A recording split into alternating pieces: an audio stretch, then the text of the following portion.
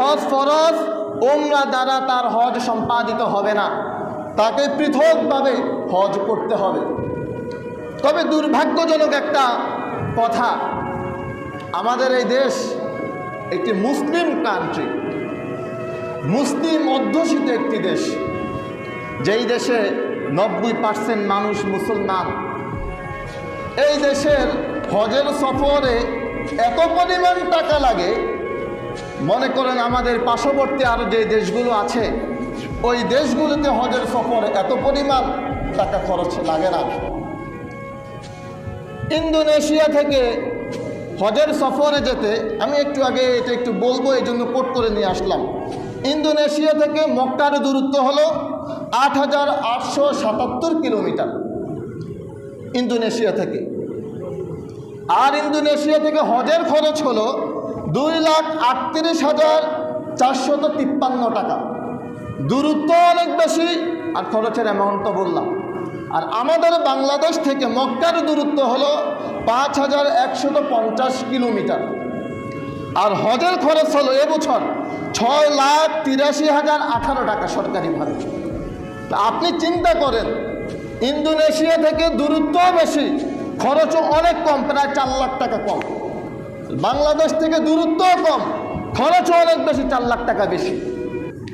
এখন এই বেশিটা কিসে অনেক কিছু তো হতে পারে। ইন্দোনেশিয়ার কম্পেয়ার করলাম আর কি বলার জন্যে। সূক্ষ্ম একটা বিষয় ধরিয়ে দিতে চাই।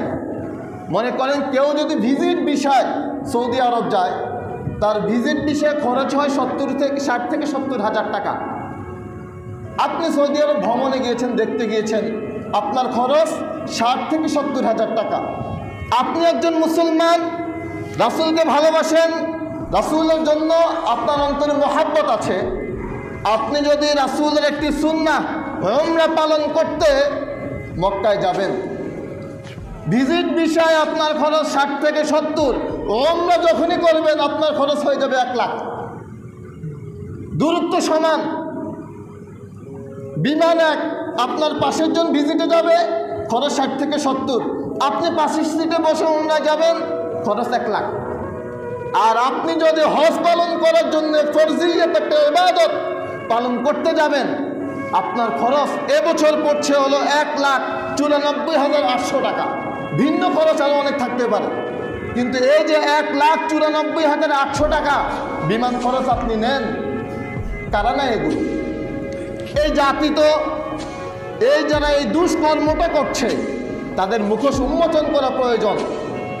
আলেম ওলামাদেরকে বলা হয় ধর্ম ব্যবসায়ী, কিন্তু আমরা তো দেখি ধর্মের নাম দিয়ে ব্যবসায়ী করে এই যে এই নিকৃষ্ট মানুষগুলো।